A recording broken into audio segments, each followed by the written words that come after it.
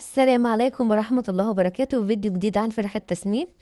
أنا جايبة فراخ صغيرة من حوالي 5 أيام وعايزة أفرجكم عليها.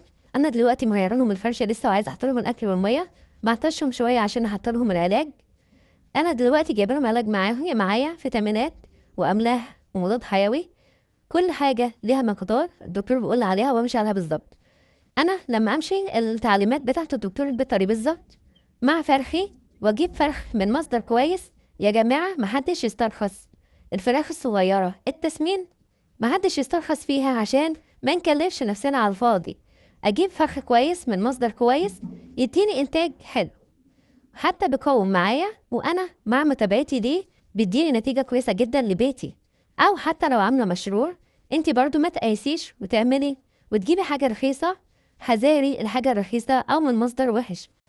هنا انا جايباهم، هو طبعا الجو حر لكن الصغيرين دول ما بتفرقش معاهم حراره، وهم صغيرين كده بيحتاجوا جو دافي شويه واضاءه وفرشه نظيفه واعرف نضيف ونوع الكتكوت تبقى نضيف يديني نتيجه كويسه لبيتي، تبقى حاجه كويسه وانا بفيد الناس معايا. ويبقى اي حد عنده اي استفسار يتابع معايا في التعليقات وانا افيدكم باي معلومه انا عارفاها، واي حد عنده اي معلومه برضو يتابع معانا او يفيد معانا، كلنا نتابع ونفيد مع بعض وننفع بعض برضو بحاجة زي كده.